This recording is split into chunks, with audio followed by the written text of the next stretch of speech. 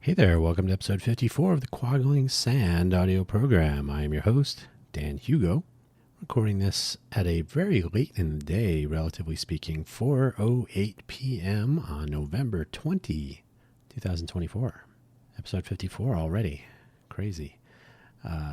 We already talked about our last episode beginning season 1, which we are. The Quaggling Sand audio program is named for a term I coined when I was very young. I don't know how young, but I was I was unaware of the term pins and needles. So quaggling sand, that feeling you get when circulation returns to a limb or anywhere on you, when you've been sitting on it, leaning on it, whatever the case may be. Quaggling sand. An audio program about stories, reflections, recollections, or recollections and reflections, I suppose.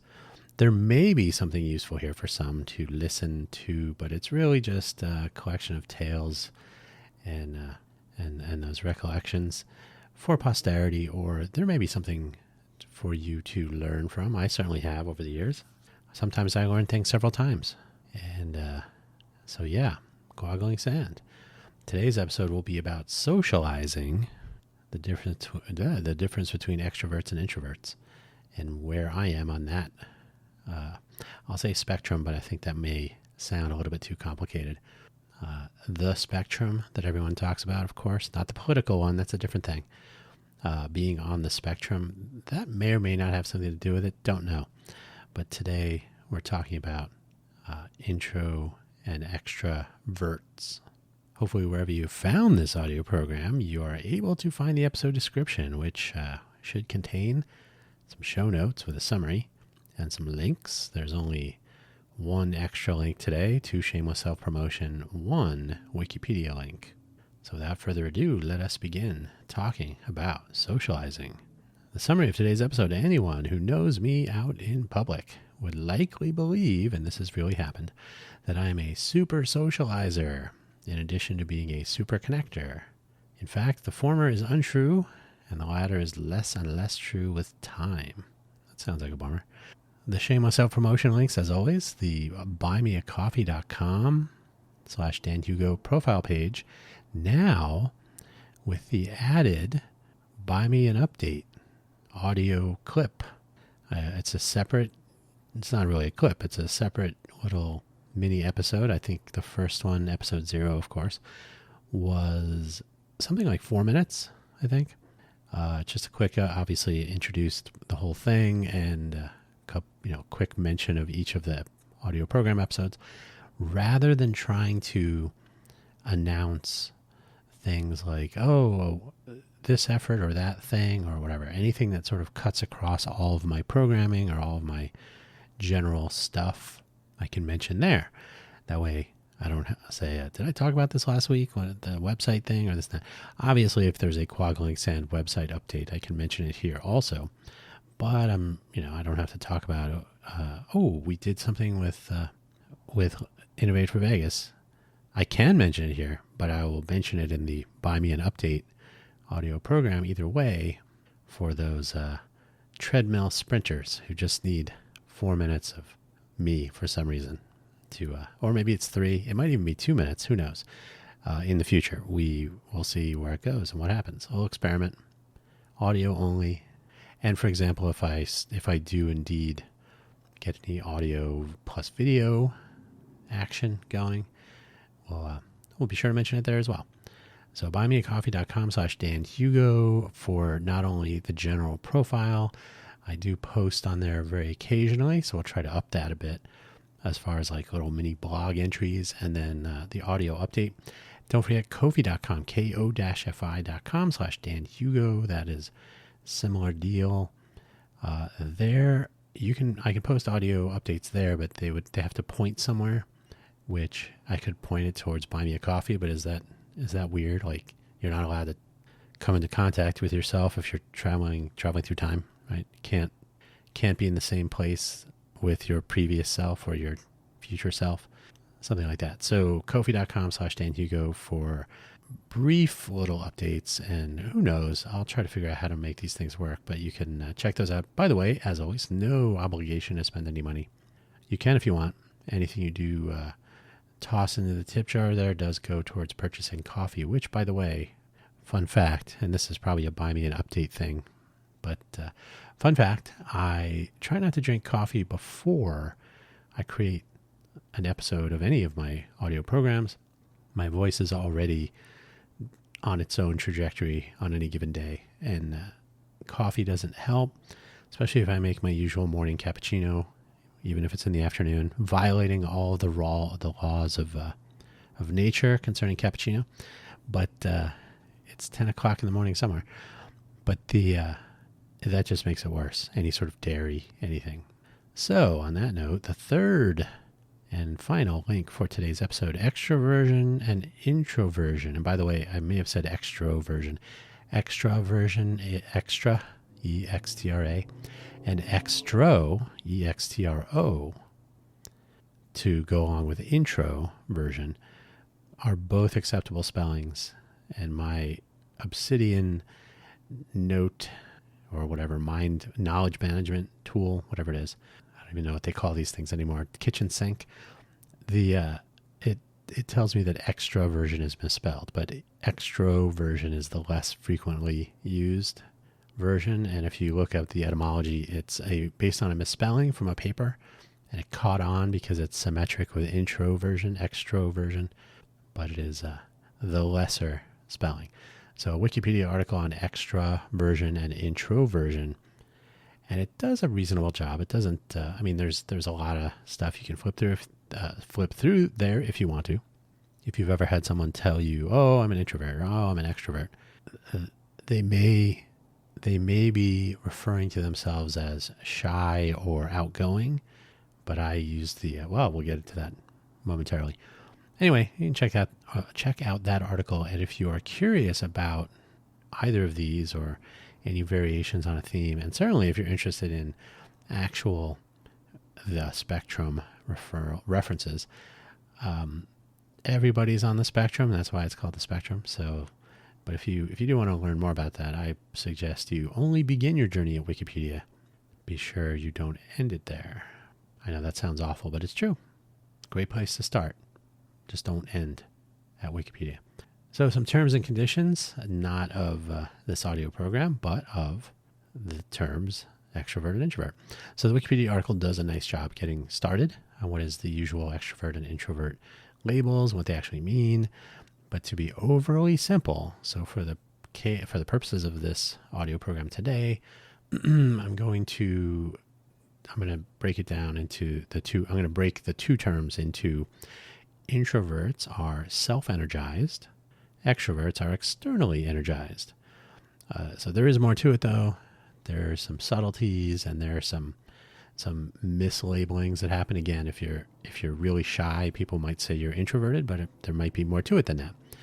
But from my own experience about me, I'm using those two definitions. So introverts, we need to power our own engagements, but extroverts will draw energy from their audience, from their crowd. Extroverts might like to get up on a stage or perform for people or become the center of attention. The motivation might be a little bit more of a deeper meaning, but the fact is they draw energy from this, so they find it easy to talk to people for long periods of time and whatnot. It charges their batteries, right?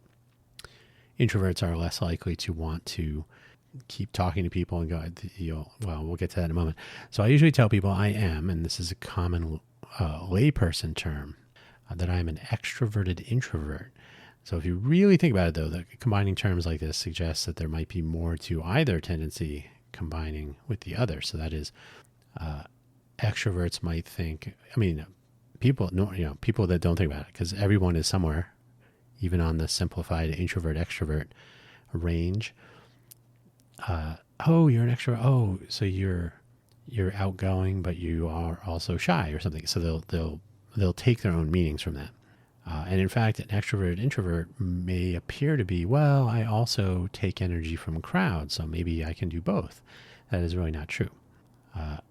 So the intent is that the introvert behaves as though they are an extrovert. That's what the meaning is supposed to suggest, but only sometimes, right? So you are an introvert, but you appear to be an extrovert. So an extroverted introvert. By appearances only, right? This ascribes a lot of behavioral presumption to the term, though, when in reality they're just saying extroverted introvert. That there is an introverted person that you might mistake as an extrovert. And this happens to me all the time. Your mileage may vary, of course. For me, as an actual introvert, I seem to, and again, using my simple definition, so, but he doesn't seem shy. No, that's not what that means. I seem to, and you can look in the Wikipedia article, by the way, and it does say that shyness and other social discomforts and whatnot, those are different. Those are different things. I seem to have a pretty substantial internal battery, and I am not completely isolationist. So I don't, and this is another thing. Some people like to stay away from people because they just don't like people. The jury is still out on individuals. Generally speaking, if you look at the things I am pursuing and working on, I'm not anti-people, but there are a few winners out there who I could go without seeing. So not completely isolationist, but it is, I do find a certain amount of solace in quiet and not having to deal with people in general. When it comes to public speaking, mingling, and general interaction, I'm pretty good. Some introverts may proactively decline such things, preferring total quiet solitude. This may, again, not be shyness. It may not be, what's the term when you're agoraphobic, right? None of that. It's literally, do I have the energy to talk to people? You could really simplify it completely as saying, any interaction is some sort of a performance. So you have to spend energy performing, right? You have to actually do. You cannot simply, how they'll say sometimes people, oh, we're so comfortable together, we can sit in silence. I can do that all the time because there's no one else here to break that silence. So that is kind of it's a simplified view, but it is a correct view of me, Dan Hugo, as introvert. There will always be an end, though, to that internal energy supply, at which point there is an essential departure. So if I'm somewhere and then I just want to go home. That's all. I just want to go home. Time to go. There is a return to home to recharge through what they call, this is a term, I don't know if it's a real scientific term, but it's a familiar term, the introvert hangover, which is essentially total exhaustion. And sometimes, depending on how long, trade shows or other lengthy events, there will be a refractory period that could be a day, it could be 2 days, it could be a long weekend. So sometimes you just want to stop thinking about entertaining conversations with others and just do your thing or do my thing. Temporarily leaning into the isolation component of introversion. So you're kind of like, I'm gonna turn off the phone, or I'm gonna go silent for a while. I don't want to talk to anyone is a real thing, and it's not. There's no deeper meaning to that. It is literally, I'm gonna go ahead and it's like taking a nap. I'm really tired. I'm going to take a nap. It's not that I don't want to talk to you, but I'm just really tired, and the priorities are exactly those things. So I have a couple of examples. Illustrative. I have mentioned that I was a traveling person traveled around quite a bit for Intel Corporation.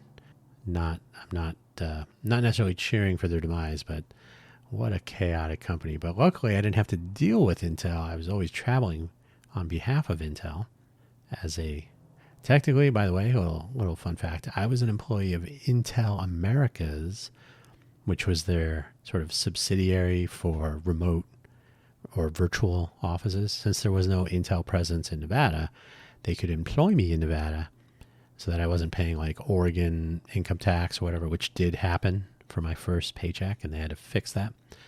So resident of Nevada, working in Nevada, so that I worked for an Intel subsidiary called Intel Americas, but still, so that's a structural distance, I suppose, but still an Intel employee. Participated in hackathons that would all over, mostly domestic, but occasionally in Europe and whatnot, different time zones, traveling. And hackathons would be sometimes continuous. Sometimes they would take a break later in the night for a couple of hours, pick it up again in the morning. But sometimes I'd be awake for 48, 50 hours. I could, and aside from coffee, usually you wouldn't want to set an example of like, oh, I'll just take some Sudafed or something. So essentially unaided, except for some coffee. Or energy drinks are very popular at hackathons. They're probably not healthy, and they shouldn't encourage people to use those. But, don't drink 25 cups of coffee either. I could, and sometimes did, stay awake with the participants to help them out, or maybe just to ideate in general. So sometimes people were like, oh, I've been awake for 35 hours. I might as well stay awake for the whole thing. Yeah, why not? And you go from there. The moment I would fly back home, I was essentially just completely empty. Not only physically, of course, and mentally, because you're staying awake for 48 hours and talking to people about technical things, about software and hardware and sensors and whatever else was going on at the hackathon. We were pretty much talked out. So an introvert under those circumstances, you're fighting all the battles, right? Like I'm so tired just as far as moving. Like I got to walk all the way to the luggage claim, or I got to walk all the way to the, so that, and plus your thinking is slowed down substantially. And these are all, these are just normal biological, neurochemical. You're just tired, but then add to the mix the fact that like I just don't want to deal with people. I don't want to have to answer like, hey, is this your bag? Don't talk to me. So that was kind of interesting because on the surface, like, oh, I can't believe you stay awake all this time, but it is, it's burning the battery. In most of my work situations and in many social situations, I have enjoyed generally being participatory, being interactive, generally not being a wallflower or otherwise hiding in a cubicle, right? So I'm pretty present and available and engaged. And, I attend meetings, I have conversations and so on. I have been told by some through my career that I am an unusual colleague usually with my job titles, right? In that most engineers, which the ones they had encountered, remember the world is a big place, so they weren't statistically significant observations, but just that, most of the people I interact with tend to look away rather than making eye contact. That's an actual few times with that. Are generally shy when interacting all the time. I'd always get that, oh, you're so outgoing. Usually people don't want to talk, and they tend to avoid proactive engagement. Like, oh, they never want to come to the meetings. They never want to, they just want to sit in their cubicles or talk amongst themselves or whatever. It is what it is. What can I say? But I tend not to do that. This has been, this is where simple terms like introvert and extrovert may be hiding some other details. Really? I mean, so this is a dramatic oversimplification, and some people really do have spectrum labels that can be attached to them clinically or, through scientific determination, not just labeling someone, oh, you must have this or you must be that. So, and I've never taken a test, but I'm going on the simple definitions that actually do work for me. So your mileage may vary quite a bit, but it has been an impression many times that I am an extrovert, but that's not true.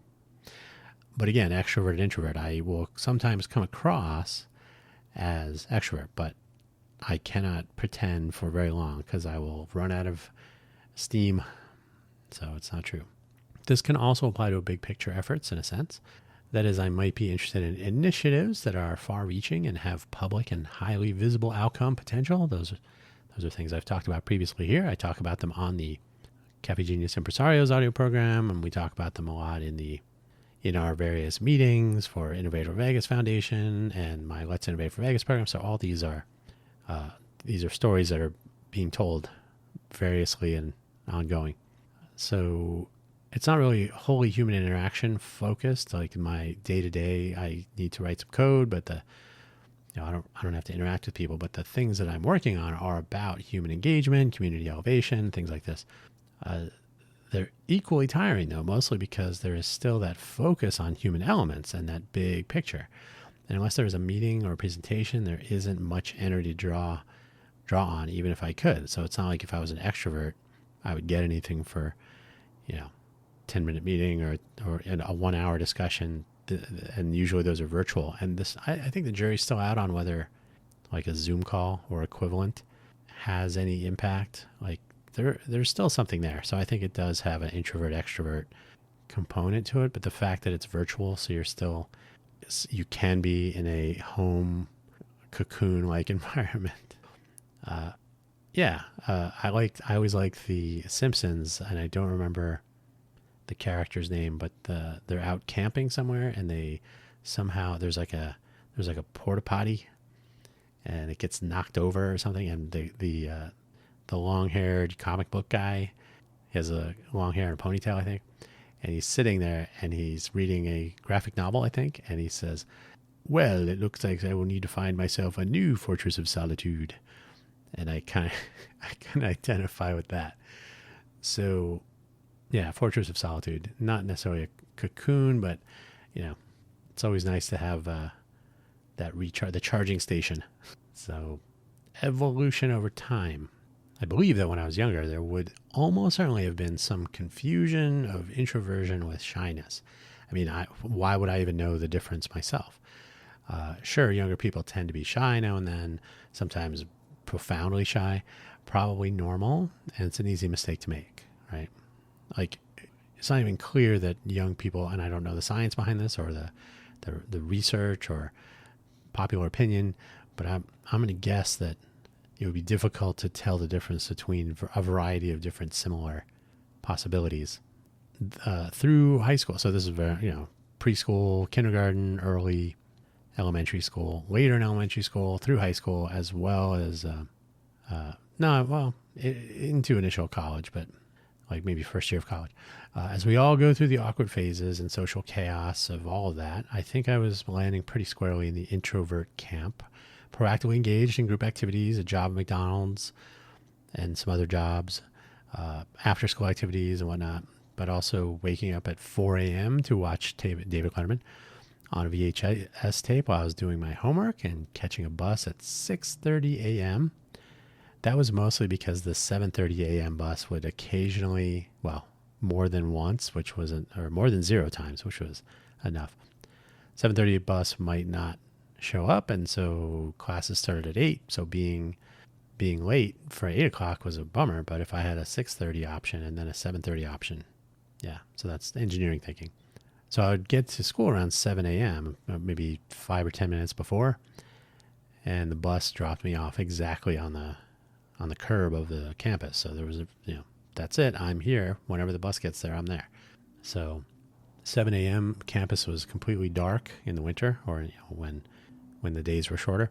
Completely dark, essentially empty, except for the very early morning maintenance crew. Maybe the cafeteria staff was prepping for breakfast.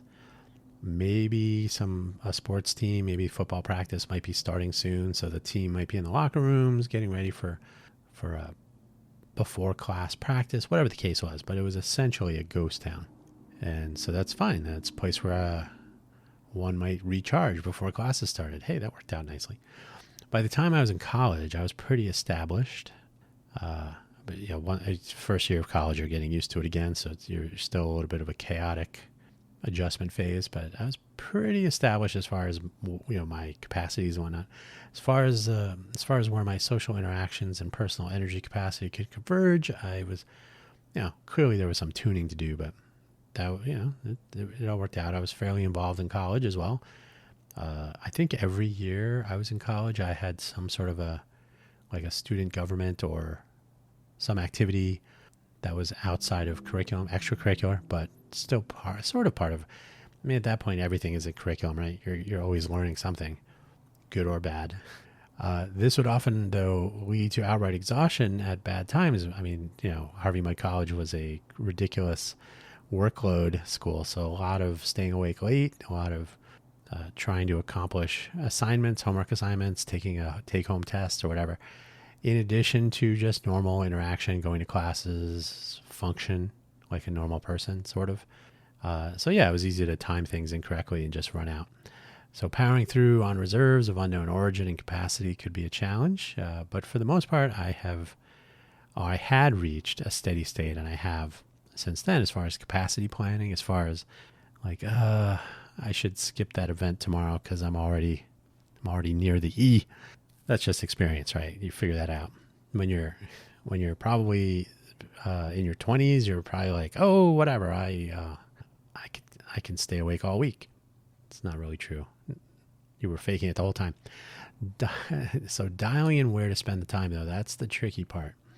So as I just said, you could say, I might skip that event tomorrow. That's sort of, I'll say, gross planning. Gross as in not fine or not focused. So you're just the big picture.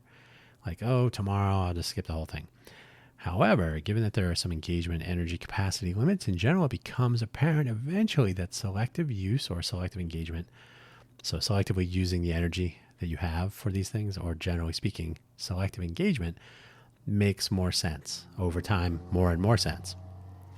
Choosing engagements, not events, but engagements wisely, one might say, begins to become essential and I could say satisfying, but it's really more of a, yep, that was a good choice, right? So it's more self-affirming, perhaps.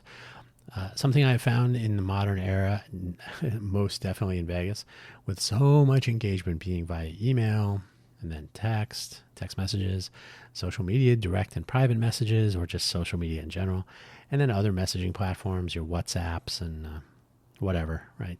Tons. There seems to be a disconnect between actual engagement, like when you talk to someone in person, when you come through, when you show up to a meeting on time, things like this, the little things, and messaging, and the profound negative value of ghosting or otherwise discarding previous engagements. In other words,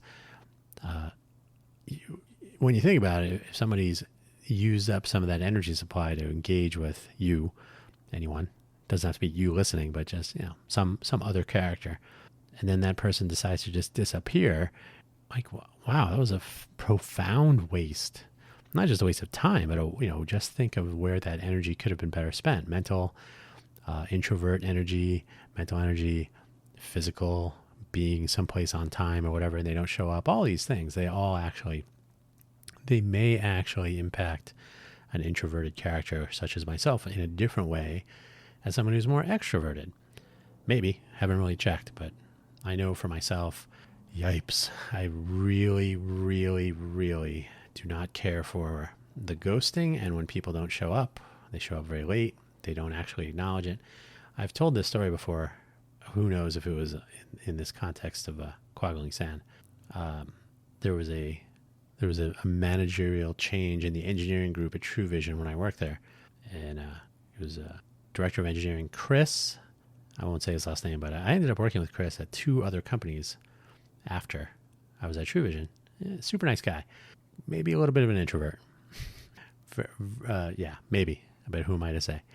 Good engineer, though. Really, really detailed and all that. Maybe not cut out for like managerial, especially working for Lou Doctor at the time. What a yelling monster that guy was. So Chris moved on to, I think he had the dotted line for a while.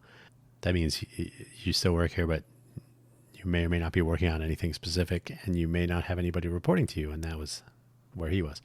They hired an Israeli man, and I'm only saying that because maybe that will impart some of the character if you've ever met like a really strong person from Israel. So his name was Yoram Arbel. Very, very strong character. So we met him briefly, and then there was I think it was like the day before or some context where he was going to be starting. Maybe it was Friday and he was going to be starting on Monday or something like that. So we had our normal engineering meeting. Maybe it was Monday, maybe it was Thursday. I can't remember when the meeting was, but we had our normal 9 a.m. start the day. It didn't really seem like a Monday sort of thing for that group, but maybe, whatever the case is. Monday, Thursday, whatever, 9 a.m. Now here's the problem. We all knew each other. If you stood up in your cubicle, you could see everyone else. You could at least see the tops of their cubicles. You could say, hey, Ken. Hey, Barbie. I can't remember people's names at this moment. Hey, Ray. That was a real person. Hey, Eric. You could actually, Jose sat in a cubicle next to me, Tyler at the opposite other cubicle, etc. Right? You could actually just say people's names. You could yell out a question, and the engineering group was, even though it was not quite an open floor plan, but There was no like, there were just big giant hallways connecting two halves of the building. Yeah, so you couldn't be too noisy, but there was really no reason to be overly formal. But the time of the 9 a.m. meeting had arrived, and Yoram was in the meeting room, and everybody kind of wandered in 9:01, 9:02, 9:03. It wasn't like 9:10 or anything, but it was just, not everybody was in their seats with hands folded at, 8:59, 59. And we went around the table and everything was fine. And then Yoram decided to tell everyone where the line was. And he made a very special, hey, when you don't show up to a meeting, you're wasting everyone's time and this and that. And we have the meeting at 9, and that's the reason for that. So I'll expect people to actually be on time for meetings. And at the time, everybody was like, yee, sucked all the oxygen out of the room. But when you think about it, there's really zero wrong with that. And I think I told him that later, some time in the future. So, even though the reaction at the time seemed like kind of not extreme, but it was definitely, turning on the bright lights and everybody's night vision gets like, whoa, kind of shocking. But that's correct. If you respect the time of others, or if you respect the effort that they put into things. So it seems like a small thing, but being on time or being communicative and all that is one of those things that over time you realize the value of that. And when people shirk that, it's very easy to say, well, I only have this much energy to spend, right? And introversion energy it's a limited quantity, and then there's a recharge. If I spend it on you, I know I can't spend it on something else, that amount, before I have to, pause, and that impacts me, it impacts other things. So I'm just going to not waste my time. And this is how you may have encountered introverted types of people, whether they're introverted or not, that just kind of say, okay, fine. And I've said this of Vegas before, that it's almost contagious that people will move here, bright-eyed, bushy-tailed, as they say. Oh, I'm an entrepreneur. I'm doing this. I'm going to, and then over time, less than a year usually, in my observation, after enough people can blow you off or don't show up or whatever the case may be, that person who was very optimistic eventually settles down into, I don't want to waste my time. I'm going to do my thing. And I reached that a while ago, but I still pretended to, we can give it one more try and see what happens. But for the most part, for my own purposes and my own reasoning, it just doesn't make sense to. Now it's a different thing to try out ideas. That's part of the engineering ethos, right? Oh, you got to find out if it works. So there's that. But I've never been historically good at making that first decision. Like, oh, this person seems like it'd be worthwhile interacting with them or spending any of my energy on them. But I'm getting better at learning more quickly. So that's been useful. And this may be helpful for you in your travels. Like at some point, you just got to say, that person's not worth following up with and whatnot. And I'll tell you another little story, which is essentially the Vegas destination city problem. And I'm sure some people love this and they're very excited at the possibilities, even though they don't come through, or maybe they do. For the first couple of years, I lived in Vegas, by the way, and it's been about 11 years and 3 months that I moved to Vegas from Silicon Valley. So especially in the first 3 years or so, hey, I'm going to be in Vegas next week. I'm going to be in Vegas and at the end of October. I want to be in Vegas for whatever trade show. Oh, okay, yeah, let's meet up. Okay, I'll call you. And then now I'm not saying that I would cancel plans or anything, but I would actually believe that they intended to, oh yeah, okay. And I'll say, were you in Vegas? Oh yeah. Okay. So eventually any rational person would say, well then don't call me and tell me you're going to be here because you're not coming to see me. So the formula I concocted eventually is essentially, if you are coming to have a meeting with me, we're going to have a time and a place, and we'll both be there, or we'll both let each other know if we can't, or, so on. Like if you say, I'm going to confirm, I'll confirm by the end of the week, and then I never hear from you again. That is a non-confirm. That is, I may or may not be there. So I will not block that time out. Even if you said, I'm going to be there next week. Okay. Do you want to meet at a time and a place? Yeah, I'll confirm at the end of this week when I know what my plans are. So if I never hear from you again, I will never hold open a spot because I went through that. So that sounds really harsh, but it's really just the the economy of the introvert energy storage batteries, right? I don't have time to spend on you if you are not going to be responsive or communicative and all this stuff. So maybe it sounds like introversion is the source of curmudgeon behavior, but time is short. Life is short. So if people don't appreciate that energy consumption or exertion, I suppose, then point that energy somewhere else. Basically, as we all get older, we all probably realize in one way or another that 100% response rates are for salespeople. Like most people don't equate any long-term value to being responsive. Some do, but I got caught up in this and that. Now, everybody has real scenarios like that. My to-do list got very long. The email didn't arrive until there are real things. So it's not like a blanket hard line. But there are some people that are super reliable. So if you don't hear from them, you're like, oh, something must be going on. And then invariably something was going on. Oh, I had a flat tire. Oh, the bus got hijacked. Whatever the case may be. It could be anything. Hijacking is not funny, but the range could be anything. And there are people that demonstrate in the normal flow of the world that they do show up, they do value time, they do respond usefully and so on. But when people are basically flaky, when they're basically unappreciative, when they basically do not value your time, then they are no longer valued as well. And that's to me, a reasonable exchange. And so over the years, I've gotten a little bit better at that. I still give people too much of a positive first impression.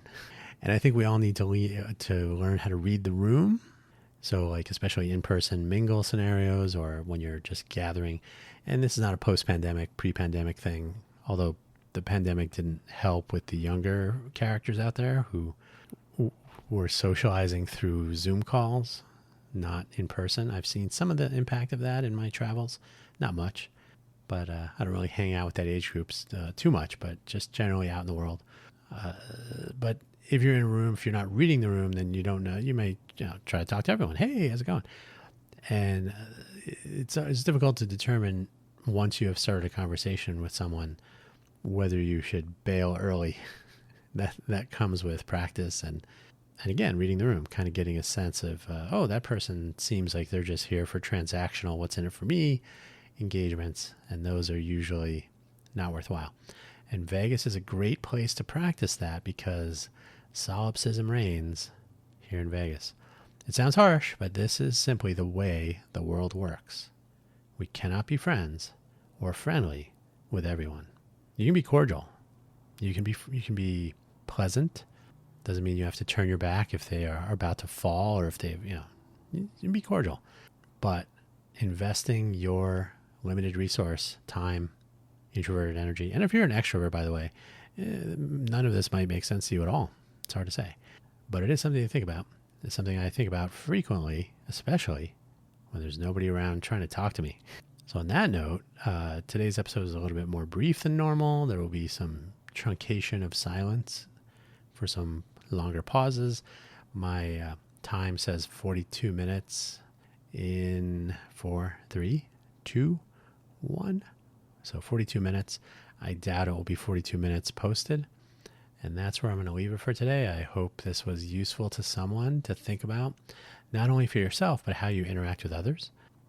Someone you're talking to may not be as extroverted as you, or maybe more introverted than you are. You never know for sure. You can ask. But generally speaking, yes, I'm not an extrovert, and I'm probably not really an extrovert introvert, but I do enjoy human interaction because introversion is not what you probably think it was. And that's all there is to that. So thank you for listening as always. And don't forget to check out buymeacoffee.com/DanHugo and go to the posts. I might have a link to that somewhere. I might put a link to it in the profile page, in fact. By the way, the profile page editor, the text area editor for Buy Me a Coffee is probably the worst I've ever encountered. I've said this before, but it's awful. So making it look the way I want with information that's easy to find is tricky, but the post area is where I do little blog entry type posts and then started off the buy me an update. only a riff on the Buy Me a Coffee. It's not intended to be marketing, just an update. That's where I'll leave it. Take care.